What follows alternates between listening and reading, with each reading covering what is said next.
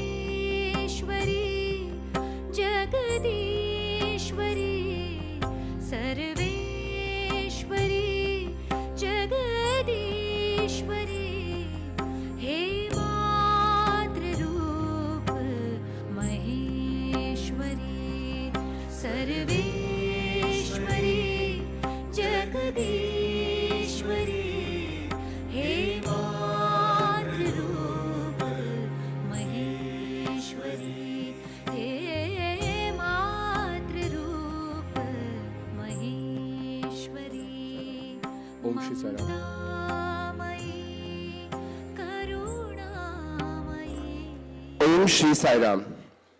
I offer my humble obeisance at the divine lotus feet of our most beloved founder chancellor, Bhagwan Shri Sathya Sai Baba. I am Akash Chhetri, a doctoral research scholar in the Department of Biosciences, and I deem it my honor and privilege to extend a warm and heartfelt welcome to each one of you present in this august gathering for the afternoon session of the National Startup Day celebration. On behalf of the Sri Sathya Sai Institute of Higher Learning, Institute's Innovation Council, and the Sri Sathya Sai Research and Innovation Foundation, it gives me immense joy to welcome you all to the afternoon proceedings.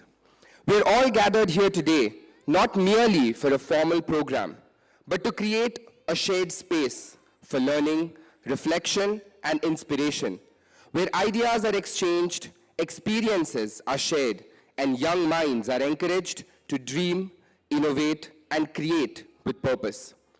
As we celebrate entrepreneurship and innovation, we are equally reminded of the values that guide them, reaffirming our collective commitment to conscious leadership that places humanity, integrity, and service at the heart of progress. Without further ado, allow me to introduce the first agenda item for this session, an expert panel discussion on the topic, Research to Revenue, Challenges and Opportunities. Our first panelist is a global consulting leader with over 3 decades of experience in financial services and business technology consulting.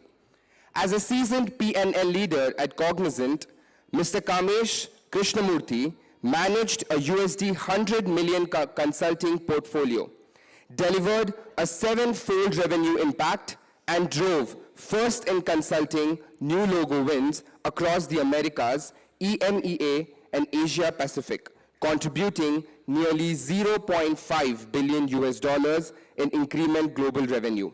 Under his leadership, India's offshore consulting scaled 5-fold to contribute 35% of the global consulting effort, demonstrating the successful commercialization of talent, expertise, and innovation. As a member of the Global Consulting Executive Council, he led strategic initiatives across go-to-market offerings, solutions, and talent strategies. His earlier roles at L&T, L&T Finance, and National Finance Oman further highlight his ability to convert strategy and insight into scalable business outcomes. With extensive global experience in incubating and nurturing businesses, his perspective will add significant value to our discussion on bridging the gap between research and revenue. Please join me in welcoming Mr. Kamesh Krishnamurthy.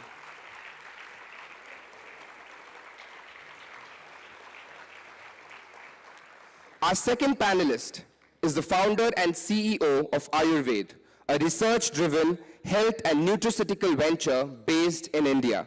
With degrees in nutrition sciences, Ms. Vandita has successfully built Ayurveda by integrating Ayurvedic wisdom with modern nutritional science to develop evidence-based solutions, particularly in the area of children's health and developmental wellness. Her work reflects a strong emphasis on research-led product development, clinical relevance, and real-world impact, which has enabled the brand to achieve both credibility and commercial scalability. She has also been recognized among the BW Healthcare 40 under 40, reflecting her impact in building credible, science-backed healthcare solutions. Her entrepreneurial journey closely aligns with the theme of this panel, Research to Revenue, Challenges and Opportunities, as she brings valuable insights into translating scientific research into market-ready products, navigating regulatory and validation challenges, and building sustainable revenue models in the health and wellness ecosystem. Please join me in welcoming Ms. Vandita Tiwari Kapoor.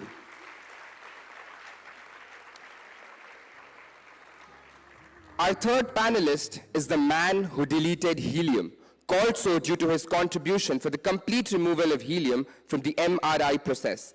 An electrical engineer, former IIT Bombay faculty member, and former researcher at GE Global Research, who returned to India with a singular vision: to develop affordable MRI scanners indigenously for the Indian healthcare ecosystem. Despite facing significant skepticism from investors and industry incumbents entrenched in a global monopoly, Dr. Arjun Arunachalam persevered, founding Voxel Grids with support from visionary partners and successfully prototyping cost-effective MRI technology. His choice to prioritize purpose over lucrative acquisition offers from multinational corporations reflect the core challenge we examine today: how research-led innovation can be scaled and commercialized for broad impact rather than restricted by market gatekeepers. Dr. Arunachalam's journey underscores both the obstacles and opportunities inherent in moving from research breakthroughs to real-world solutions that can improve accessibility, reduce costs, and generate sustainable economic value, making his experience particularly relevant to this panel discussion on converting research into viable revenue models. Please join me in welcoming Dr. Arjun Arunachalam.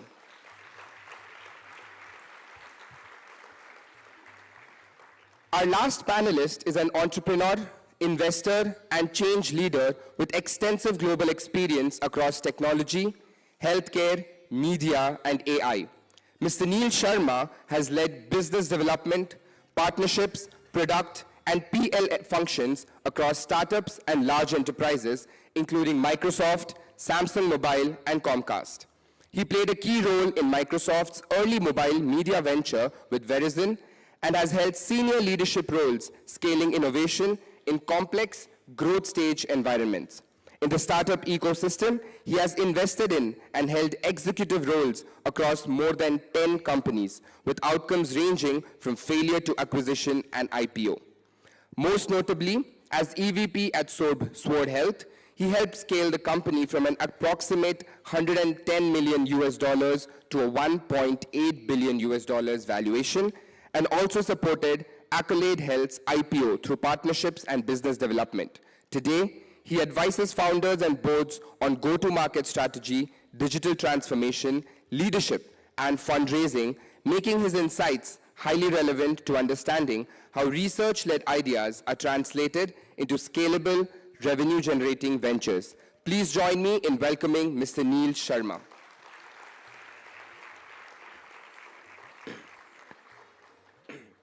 It is my pleasure to introduce the moderator for this panel discussion, Mr. N.L.S. Murthy, a distinguished leader, innovator, and a proud alumnus of the Sri Sathya Sai Institute of Higher Learning. Shri Murthy brings over 2 decades of progressive leadership experience in technology, healthcare, IT, aerospace, and business strategy. He has led business strategy and engineering functions for global portfolios, incubating and scaling new revenue-driven opportunities and driving operational excellence across product development, flight support services, UX design, and commercial innovation.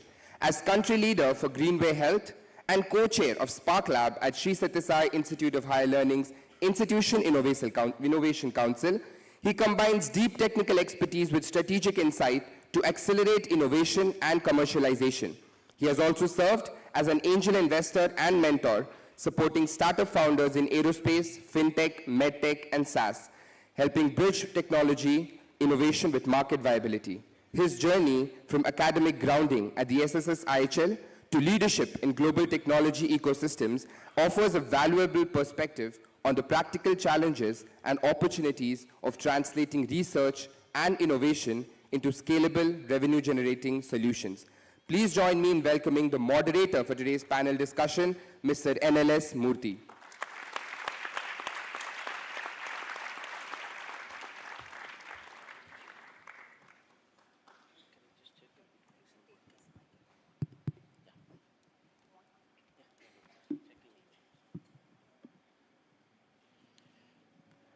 Okay, good afternoon. Good afternoon. Okay, just want to make sure that, it's post-lunch, so we stopped eating much because we didn't want to sleep on the stage. So I just want to make sure you guys are awake. So it is a little bit deja vu moment for me because maybe I am at the same location on the same stage just exactly 6 months ago, talking about why we are not converting the intellectual property into commercial space. And I was giving a little bit of gyan about how to go about it. And now today I'm here to moderate on the same session with the expert panel. That's how Swami throws the boomerang, right? So now I need to come up with some of these action points for all the students and other mentors and how we take it forward through SSRIF. So with that, it's a great introduction, by the way. I want to copy that for our social media introduction about ourselves. It's really nice. Okay, so with that, maybe I'll get started. And these are all the eminent people. So when we were discussing about the backgrounds for each one of us, and it's phenomenal, the kind of journey that all of us had. And the experience that these people, the panel members, are going to be speaking about comes not from a smooth journey, and it is filled with a roller coaster ride. And you would definitely see some semblances of it. And today's, maybe it's 30 minutes is too less a time to give you the complete story, but this is a teaser, which means they will be available for you and to have the further conversations at a later point of time. And they will be very much get actively engaged with us, right? So with that, maybe I'll get started with setting the context. So all of us know that we are not the most innovative country in the world. Maybe, I don't know, maybe a fifth most innovative country or sixth, and only 5% of the global innovation comes from India. And out of that, only 6% actually gets converted into products. I'm using ChatGPT data, so you can also get the same data, by the way. Now, the challenge is it same globally or is it only in India? Fortunately, globally, it is just 7%. We are at 5%. So we are not far off, but that also says that there is a fundamental problem in taking the research that is done in the universities into the commercial space. So now we are here to talk about some of those dimensions in three segments. Number one, what are the fundamental challenges that come in the way of going this journey? And then what are the experiences and the best practices these people had? And then maybe some action plan for us, at IIC and SRIF. Okay? So with that, I'll start with Arjun with you. So you had recently, first of all, congratulations on getting that low-cost MRI piece. Thank right? you. So, and that getting it in our hospital in Whitefield. Yes. So maybe you can start talking about what challenges that did you face, and then at what point you felt very low, is it really going to work or not? Of course, Swami's hand is going to be there. I'm sure you're going to talk about that experience as well. So I just wanted to throw some light, and then we'll get started with the other dimensions. Yeah, actually, it's quite a long journey. Recently, I was meeting some friend from the US who's visiting Bangalore. And he was telling me about how in 2004 and 5, I was apparently talking to him about building MRI scanners. And that time I was 24 years old. So it's a very long journey. And I think it's dated information because things have changed a lot now in India. But at the time, when I was at IIT Bombay, I felt that the university ecosystem had a different mandate. It was not geared to, as you said, take research into commercialization and make money in that sense or benefit the country. It was, you'll have islands of excellence, individual professors and others doing well, but sum of the parts together is always less than the whole, and that was a huge problem in the IIT ecosystem at that time. And of course, funding was a huge challenge, but even more than that is, if generally one had to say, you need to have a problem to solve so that you can have some purpose, and problem definitions and understanding that was very difficult because exposure was insufficient within the ecosystem. But I think today, if I had to say, things have changed absolutely drastically, and I think some very positive things have happened in that there's a marriage of the educational ecosystem with this push for building next generation companies in the country. And that bridge is getting organically filled, because what is happening is that now research, there's a translational focus to research. It's not just fundamental research or research driven by personal interest, but research that generates some value. And the startup incubators and culture that is coming into the universities is forcing that to happen.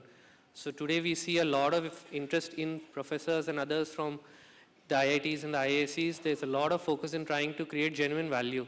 So I think, in short, that was not there about 10 to 15 years ago. It is there today. And I'll end by saying that there's a remarkable ecosystem now for funding, which exists in the country from lab to commercialization. I can walk through it if you have time, but I think that was something that was completely non-existent at that time. So I think those are all huge changes that have happened. So yeah. I'll come back to you with, how did you go about with reference to the patenting the technology and then making it really low cost, and maybe when, next pass. But let me pick Kamesh. So you have been very impressive profile, of course, and then you have scaled really large enterprises. So what, on the same topic of the challenges, and you have seen from the corporate life to working with the small businesses, scaling into the large businesses, can you throw some light on your own experience, also so the experiences of the companies that you were supporting very actively, the challenges? Sairam, thanks for this opportunity. See, I was very moved by one quote appeared very recently by a famous cartoonist who passed away. This has got a relation with innovation, right? He said, creativity is something where you allow yourself to make mistakes. But then, knowing which ones to keep is art. So that's very important in innovation, right? Now, you may be bubbling with a lot of ideas, but which ones are the ones to keep, make your own very objective judgment is the very key aspect of any innovator. Now, in my experience, there are people mistake small improvements with newer ideas, and everyone has to come up with ideas. I think Arjun mentioned about knowing the problem. Here again, I can quote something which Microsoft CEO said, which is the unmet need and the unknown problems. Now, innovation always feeds into that. Nobody comes and tells you, there are so many who come and tell you that there is exactly the problem. But the real innovation and the commercialization and scale happens when there is an unmet need, just like the iPhone came out, right? Or the unknown problem, which is potentially likely to happen. So most of the experiments or ideas, they are in a very controlled environment. And the metrics are also very allowing you to be very lenient. Typically, in the context of SSSIHL, if you were to look at it, biomanufacturing, essentially the success rate is only 50%, really speaking. So it is important for all the innovators to really look at plan for scale right at the beginning. Looking at, if it's very high technology centric, then it may say cloud native and API filled and so on and so forth. and look at what's the real problem that the customers have. Have this particular dip test, which is essentially, can they do without your solution? Or ask the other way around. Are they going to miss out something? Or is there a big risk for the business or the customer by not using your idea? Is this test conducted by all of us? We all get excited by a newcomer. So most of the times, this is where the challenge is. They get excited, go to the market, and they find that the scale is not there and the commercialization is very difficult. So most of the time, that's the experience that I've seen across many innovators, bubbling with ideas. Then they lose steam, and then they go back to the drawing board, and it requires much more effort. Yeah. No, wonderful. I think the unmet needs that we keep hearing in every corporate and in every incubation and accelerator that that we have all been part of. And the moment you figure out the unmet needs and figure out a solution, I think you have you have figured out your sweet spot. Now, picking on Vandita, you have a very unique startup. And unique in the sense, it's not something that he talked about a scale that, okay, I decided to scale to treat maybe 1 million neurodiverse people. We cannot plan that way, right? It's not the commercial product. So tell us some challenges when you're scaling up your startup and what kind of ups and downs that you had to go through in the last 4 years. Okay, thank you. Before I start, I don't think if it was mentioned in my presentation, but we do a lot of nutrition for the brain. So I like to stimulate the brain. And since I can't see most of you and these chairs are very comfortable, let's do some quick, if you allow, like a 10-second brain exercise. Maybe. Yeah, so and you will do with me, and I think that will wake you up. Before she says this, I think there is a gene of her grandmother working right now here. If you don't know, she's a granddaughter of Madam Tiwari, who used to work in the DMAX department. Yeah. Now over to you. Okay. What I'm going to do is something very simple. It works on both sides of the brain. You have to do with me, and then you'll be up. I was put under a lot of pressure, so I made notes about where and how I failed and how I improved. So I worked my bit. I want you to be a little alert. So let's do this. You'll use both the hands. Follow me. Okay, come on. One hand has to go front, and the other has to go back.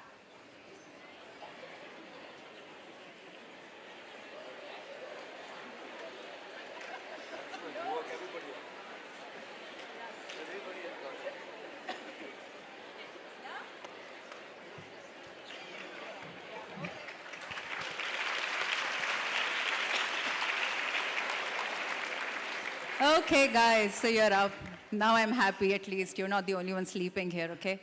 Okay, let me start from the very beginning. I might be the least experienced here on the dais. I might have more recent experience to share, which I will do with you. So I run this D2C brand. I saw a couple of stalls outside of food. That is what I also do around nutrition. I will tell you how research is important and how it can go wrong. What I did wrong is something I want to share with you. So when you do research, I'm referring to market research here. The biggest role that you have to play is how do you design your questionnaire? And do not take this lightly. I'm stressing on this. The way you design your questionnaire to do your market research has a very big role to play. For example, the mistake that I did. Now imagine I'm a parent. I make a form. I go to a fellow parent and I say, do you want daily nutrition for your child? So isn't that an ethical, morally right question? Who on earth would say no? Obviously, you're going to say yes. So my questionnaire was ill-made. It was not made to, it was biased towards being more moral. So when you do your market research, you need to get your questionnaires right. Do not take this lightly. It is a very, very time-taking and deep task. Number 2, who do you take this questionnaire to? Now, what did I do?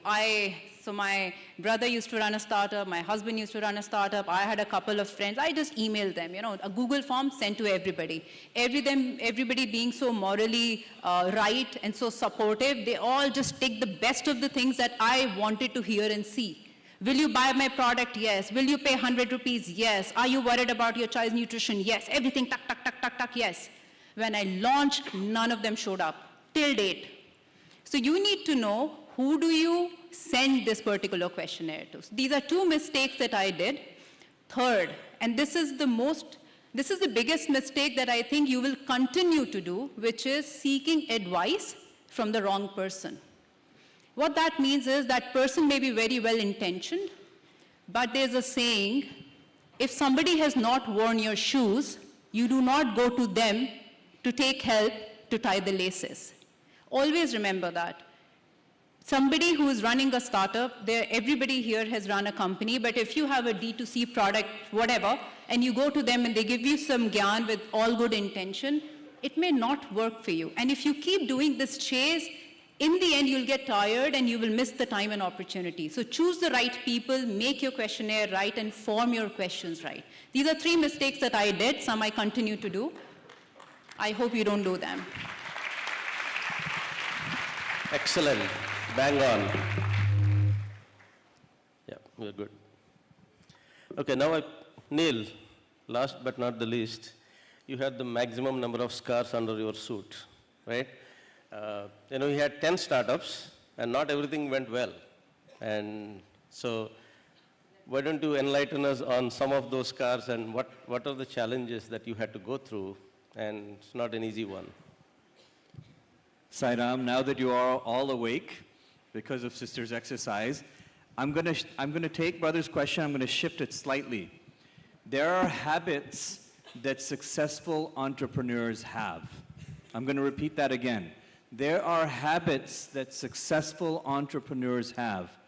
Some of these habits may lead them awry. A lot of these habits are very, very foundational. Here's one habit, and I noticed Brother Vinod doing this on stage while he was speaking with you all. When he heard a good idea from the panelists, he took out the paper and he wrote right there on the spot before he forgot it. Habit number 1, the mindset, write ideas down. If you've never heard of Hermann Ebbinghaus, how many have heard of Hermann Ebbinghaus? See, nobody in the audience. He's one of the fathers of psychology, and his theory is the forgetting theory. The forgetting theory is very simple. A day after you leave this audience, 50% will be lost. You cannot retain it unless you truly exercise that part of the brain that wants to retain. So you have to reteach yourself, reteach others. So mindset is really important. These are the failures that I went through in some of the startups that I was part of. If you don't have the collaborative mindset, you won't get very far. The second thing that I wish I had known early on, second thing is see a need, fill a need. That need has to be truly important. Swami didn't randomly choose you all in the audience. I can say that actually. I'm probably one of the only people in this audience that can say that. Swami told my father in 1979, yes, he'll come to my college. This is the closest I've come to the college. After 40 odd years. Right? He didn't pick you all randomly. You have a purpose. And your purpose is to find that need and fill it. But it has to be socially impactful. India is on a journey over the next 20 years. And this next 20 years, truly think about the problem you're trying to solve. Some of my startups, we didn't think about it. Everybody was fast buck, fast buck. How do I make that money? How do I make that money? That only lasts for so long. The legacy is truly what you can leave your neighbors. The third, probably the most important, everybody talked about it, but they talked about it in a subtle way. Ask questions. Take the time to ask questions. Then you'll calibrate really quickly. This person has some knowledge that I can actually glean. I can get something from them. This is the symbiotic relationship.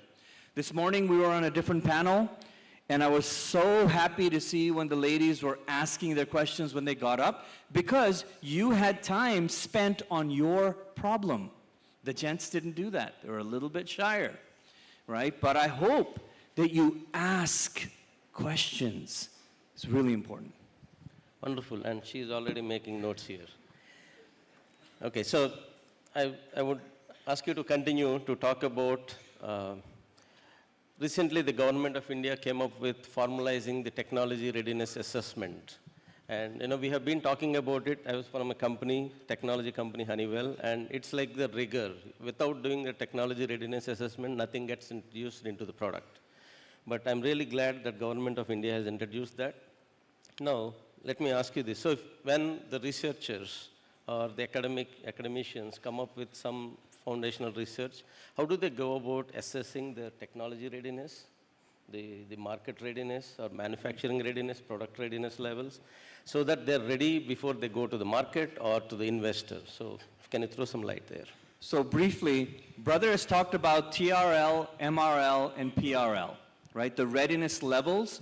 And the Indian government is actually helping you all to understand without that rigor, without truly readying what you are giving, you'll actually fail. That's how a lot of startups failed. They got great funding, but the rigor in readiness was not there. I would say that there's one RL that is before these three RLs, and that's a DRL. It's the differentiator readiness level. How is it that what you're researching truly differentiates and helps society? There may be 10 of us doing the exact same idea, but why is your idea something that is different? That is what funding suddenly immediately glances and says, oh, I'm going to give money to this person. I love their idea because this is how it really impacts. We have lots of different types of diseases. Thousands, tens of thousands of researchers around the world are working on these different aspects. But what is the differentiator coming up with? I was a guest lecturer at Stanford once, and there I had a student. Back in those days, I was looking at subscriptions in music. It was a concept that today everybody is aware of. Back then, nobody cared. But they were truly thinking about the differentiation mechanism and timing and readiness. So I'm saying to you the DRL is really important. Then you look at what the government's put in place. Manufacturing. Can you innovate on manufacturing? There's a famous company in the US, it's called Hershey, right? You're nodding your heads. Milton Hershey failed many times as an entrepreneur. And then he realized, I'm going to compete with the Europeans on milk chocolate. What did he do? He out-innovated them. He focused on the manufacturing readiness level. He out-innovated them. Where their chocolate was better, he made it more consistent. Where they only gave to a handful, he gave it to the masses. So when you look at the elements that are being provided, yes, TRL, everybody focuses on the technology. Manufacturing is key. And then the product, obviously. What is the product you're selling and how are you truly trying to take it to market? Thank you, wonderful. And I think it's very important that, anytime that we come up with the research and we do the white spacing of, who else has this, what's the differentiation, that should probably be the first activity that we do, what's the differentiation, and where do we stand, and continuously assess the technology readiness, the manufacturing readiness levels. So with that, I will pick Arjun. With this recent journey of building this low-cost MRI, so there is always going to be this clash between the speed and collaboration, and maybe you don't get all the support that you need from all the collaborators, and there is somebody out there who is building the same thing, and maybe capturing the intellectual property. Can you throw some light on how did you really address this conundrum?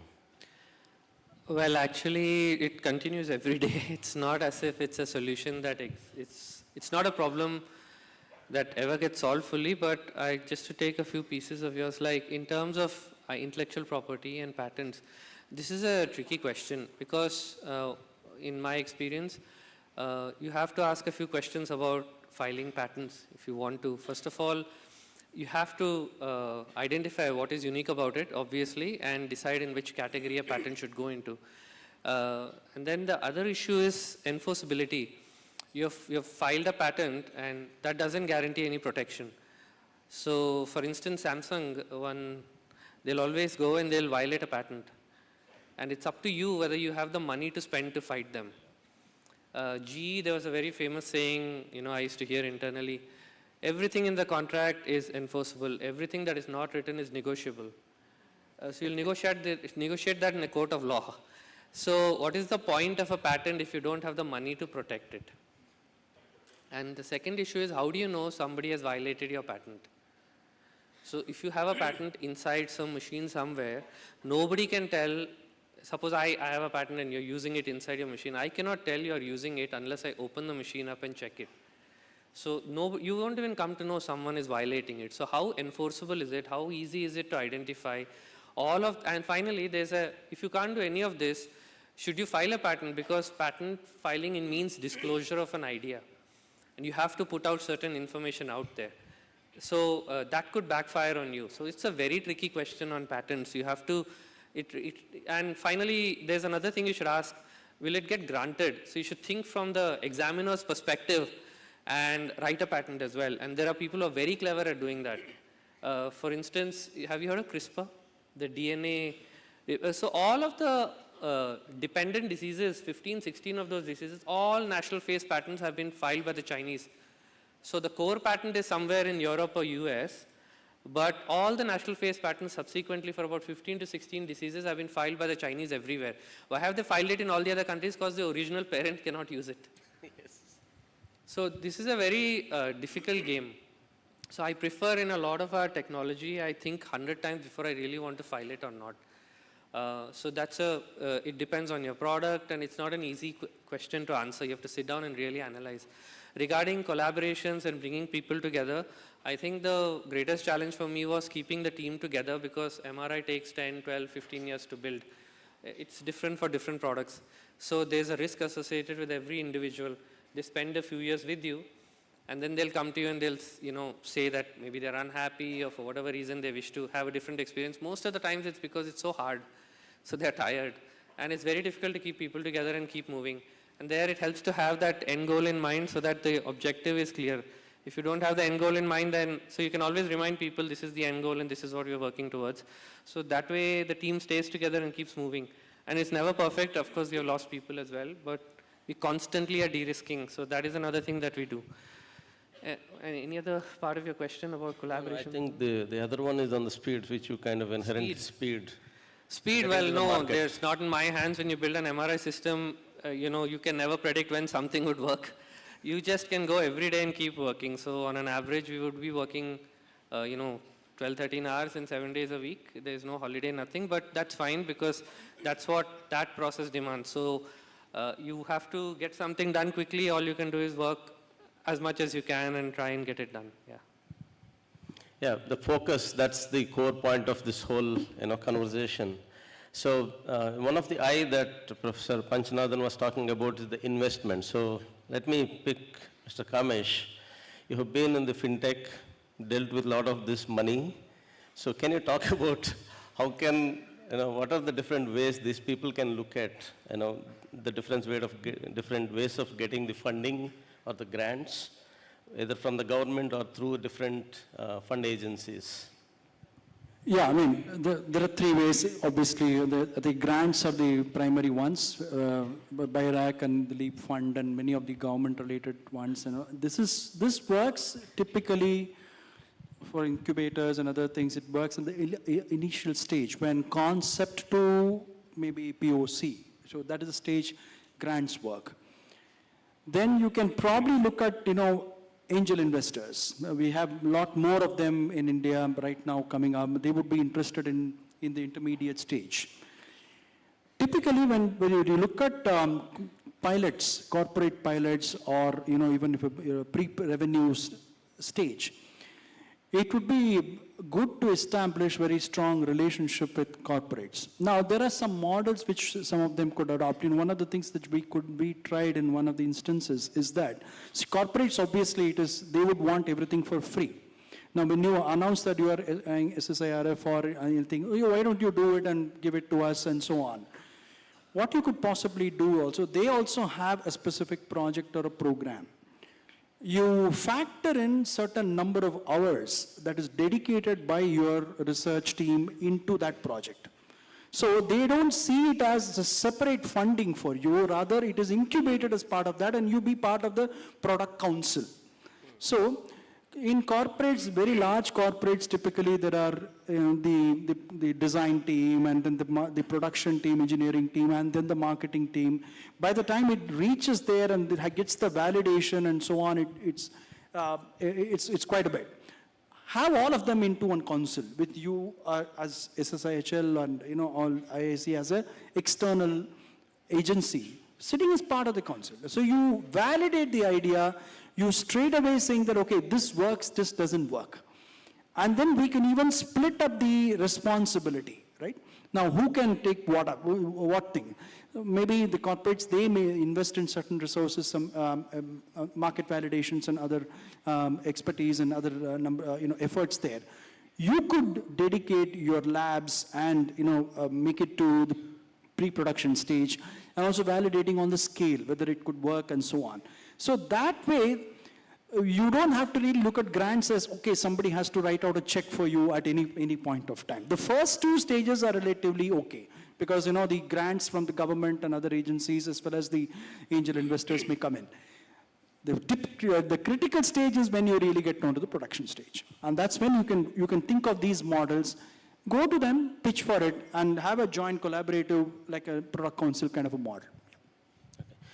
In fact, as part of this discussion, I realized that we should be working from Shrift standpoint, since we are working on setting up that whole investment mechanism. So I'll be working closely on these aspects with you and Neil. So coming to Vandita, so you heard the research, the TRLs, the MRL, the differentiation. You must have done your own differentiation when you started off this, right? So if you broaden it up, when do you think the research idea that comes in, and when do you make a decision point that, okay, this could potentially be a startup? And then the next steps of go-to-market, which I think the biggest deal that we all face every day, right? So can you throw some light on some best practices out there? I think to most of us, like Sir said, the idea comes from your own problems. Mostly that is how it happens. You see a problem, that problem might be bothering you and you think of solving it. That is at least what I did. I have 2 boys. I thought nutrition, something with Ayurveda, I want to do something. So I launched this particular brand. But I want to say something here. Like I said in the beginning, you need to speak. Like he said, you need to talk to your prospect, to your customer. And while you do so, this whole go-to market, it happens when you understand who is your customer. And you have to understand that this doesn't come easy. And I promise you today, the idea that you think of when you start on day 1 will be absolutely different after the year goes by. You will never be sticking on to the same idea or the same product. It would have evolved. And that evolved, it's a very natural process, and it's the right way to go. Why I want to say this is, do not be too attached to your idea or product. You need to be very open. You need to talk so much. Even till today, my team speaks to 500 customers on a daily basis. I want to know everything about them. I want to share something here. The day you know how your customer looks like, what does he wear, what does he eat, where does his children go to school, what's his routine, what is the kind of money does he spend on what kind of restaurants, what programs does he watch on TV, does he watch movies, what language does he speak, you will win this game. You need to know. It is like if I put 10 people in front of you, you should be able to handpick who will be my customer. That is how closely you should be able to define your customer persona. It's extremely important. I want to ask you, you can raise your hand, how many of you are working on a consumer product or have thought of working on a consumer product? There was somebody I met outside who had some millets, some bars. Who is your customer? If I ask you, can you define the kind of clothes that person wears? What kind of money does he spend in a month? These are things that will come only after you spend time, and this exercise doesn't end. It continues, and it has to continue, because then only you will continue to innovate. So what the idea of coming up with product 1 and then backing it up with product 2 or product 3, it is a customer journey. You are a slave to your customer. If your customer says, I need an MRI machine, I'm just taking a silly example, by the way. If your customer says, I need this machine, followed up by machine number 2 and machine number 3, that's it. You're sorted. You really don't have to work too hard about what's going to happen 3 years down the line. I see a lot of people who are hung up with too much of research also. While it's very important to do some amount of market research, but the idea of doing that is to give you fair amount of safety net. The idea is not to hold you back and say, oh, the market is too small. Oh, the EBITDA doesn't come. Oh, I need a lot of funding. How many of you watch Shark Tank? Yeah, my advice is maybe you should stop watching it. Because, and I'll tell you why. You know, what you see there are maybe a very rosy picture. That is just not reality. Funding is just one bit. If it comes your way, good enough. If it doesn't, figure out your own money. If you yourself don't have conviction in your idea, in your product, why would somebody else? All you need is the first 10 customers. You can walk up to anybody and say, give me 1 lakh, I have 10 customers, I'll convert this lakh to maybe 2. Or go to the first 10, from the first 10, go to the next 20. Have some conviction, be in the game. I just want to end by saying that a lot of people say this, I also had this same Swiggy idea, you know, but it's either day one or it's one day. You need to choose that. You're just one decision away from having a very different life. Too much of Wonderful. Gyan. Can I Day add one one thing? day. No, I can't agree more. I know one of the things, Arjun and I were just talking before the panel is one of the things she referred to indirectly, but I'm saying concentrate on the data. There's so much of data that is available in the marketplace. You would be very surprised that, forget the startups, big corporates fail to analyze data. So that's one very important thing. When we're talking about MRA data, do they marry MRA data, the actual diagnostics, with the patient information, with the location, with the doctor which is being referred? Are they creating a sufficient business case for maybe a demand for some more MRIs in a specific area and so on? Nobody's doing it today. And that applies to every other product that's available in the market. That's what, even she also said very rightly. Concentrate on, analyzing and really concentrating on the validity of the data. There's so much of, wrong data that is flowing out of the market also. So do that. Excellent reinforcement, Kamesh. Thank you. And maybe in the interest of time, okay, this is going to be hard. I want each one of you to say, you have seen the ecosystem. You have been interacting with a lot of people since morning and some of you since yesterday. So if you have to give an action plan, what they should stop doing, one thing, from your perspective, what they should start doing, and then what they should continue on getting better. Just 3 things. Boom, boom, boom. Neil.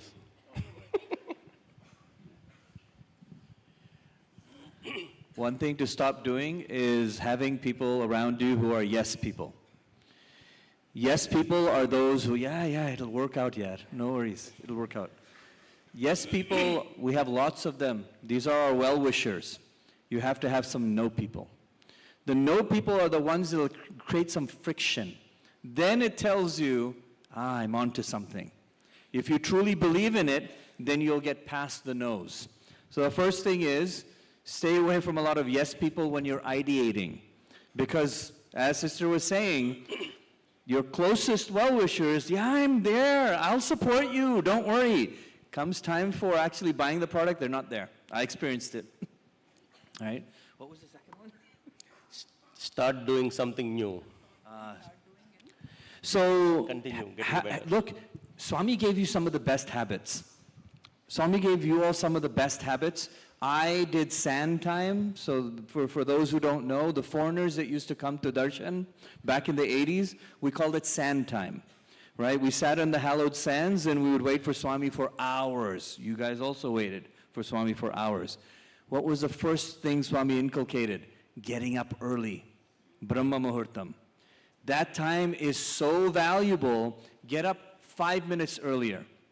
Write down 2 or 3 thoughts that came to you immediately in your journal next to you. You'll be so surprised, end of the week, what you came up with. That time when your mind is incredibly fresh, you come up with some of the most brilliant concepts that you're going to forget the rest of the day. So start doing that. Thank you. So, well, that's fine. Arjun. Actually, I don't know. But I think I would I would encourage you to just be persistent in whatever you do. Please stick to it. I think that is very critical. Whatever decision you take, you should just be very persistent about it. And if I could, if you had to stop doing something, I would, if I could, watch less TV, if I could. It's some of the bad habits that I have. But if I had to start something new, I would definitely think about the problems that are out there that would have an impact beyond the self. It's not about me, but I'm just giving you this as an example. It's not possible to do something for 20, 22 years if it was all about yourself.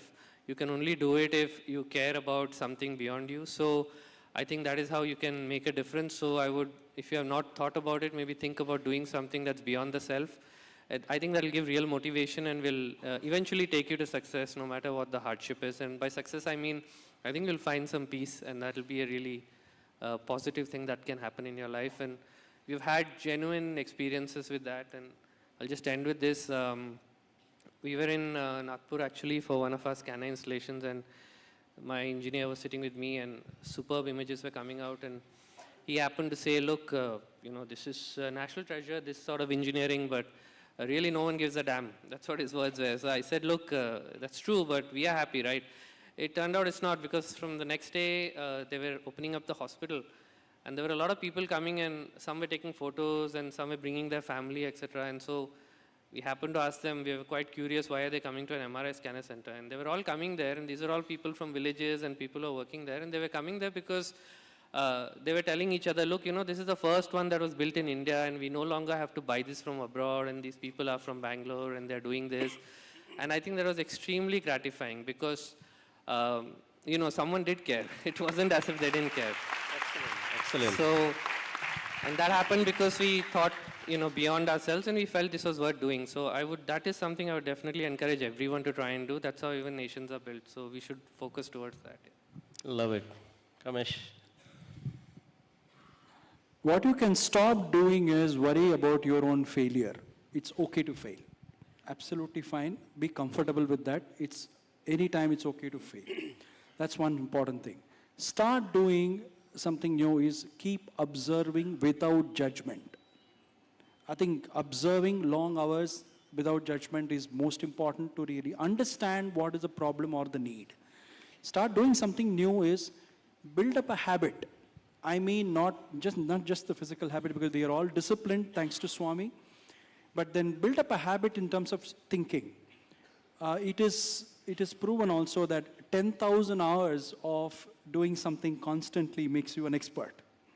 So whatever you're good at, very specific area that you are doing a research or in a specific area, try to make it as a habit and practice it much more.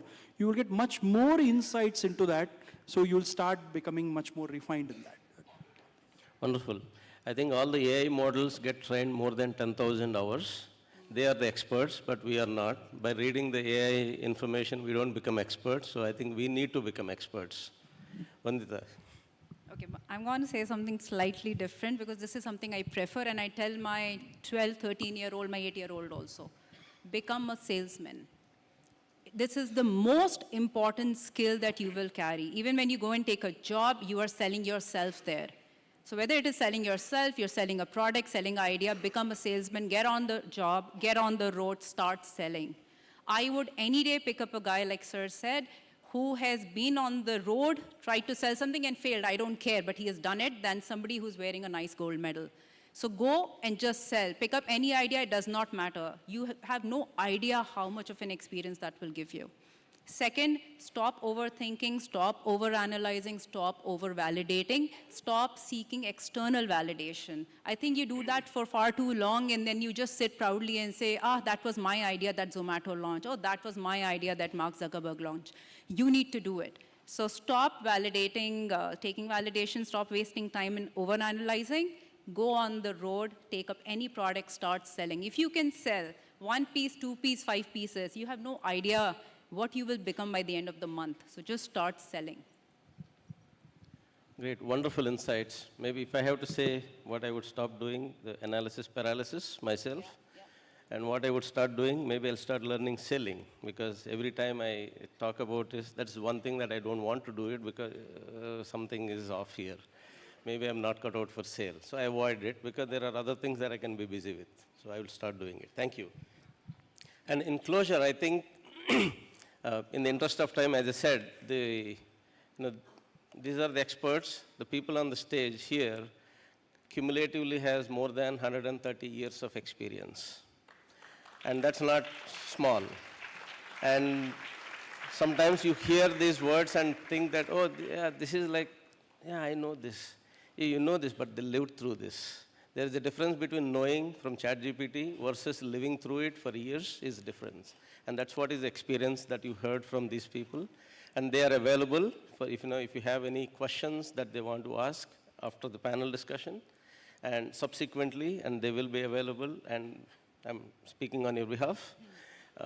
So thank you so much. And I think the big takeaway is the commercialization is not an event that just happens overnight.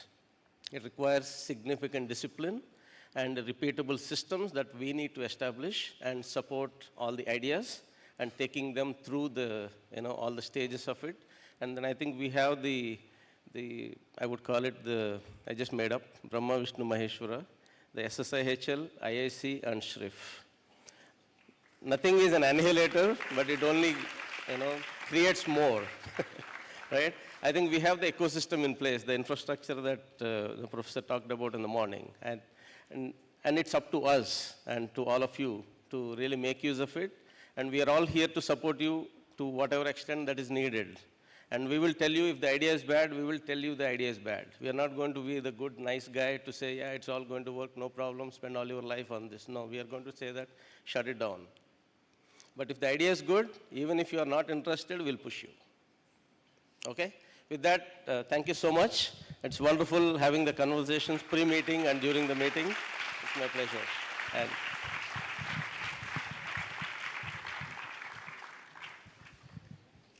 Thank you so much for such wonderful insights on bridging the gap between research and revenue. And I request Professor B. Raghavendra Prasad, Vice-Chancellor, Sri Sathya Sai Institute of Higher Learning, and Dr. Sethuraman Panchanathan, former Director, U.S. National Science Foundation, and University Professor of Technology and Innovation at the Arizona State University, to present our participants with a token of our appreciation and gratitude.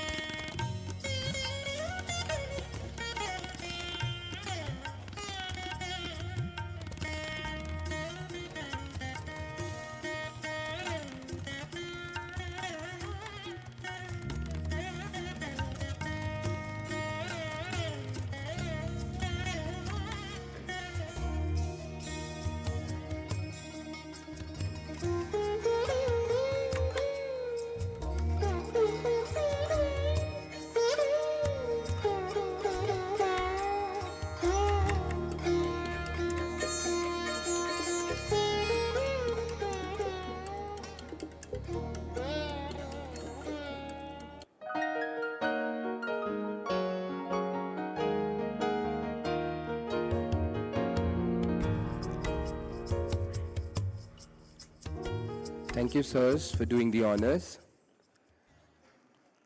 About a month ago, 138 aspiring entrepreneurs submitted ideas rooted in novelty and innovation. Each submission was rigorously evaluated on multiple parameters, including originality, problem-solving potential, reproducibility, and scalability. From this comprehensive screening process, 32 ideas were shortlisted and presented here yesterday. Among these ideas, the final 8 ideas were selected by the jury, which will now be presented in this session. We take this opportunity to express our sincere gratitude to our esteemed jury members, Professor Shivkumar, Dean of Management and Commerce, SSSIHL, Professor Deepa Sethuraman, Department of Physics, Dr. Ramakrishnan, Senior Faculty, School of Design Thinking, Shri C.N. Kshetragya, Professor of Practice, Head, CSR, SSSIHL, L. Ganesh Kumar, CEO, iFocus Systec India Private Limited, and Shri Ganesh Gopal, Member, Shri Sathya Sai Research and Innovation Foundation. We thank you for your time, thoughtful evaluation, and invaluable guidance throughout this process. Your dedication and support have been instrumental in shaping this platform for our young innovators. I now invite the selected teams to come on stage in the order in which their names are called out. Each team will be allotted 3 minutes to pitch their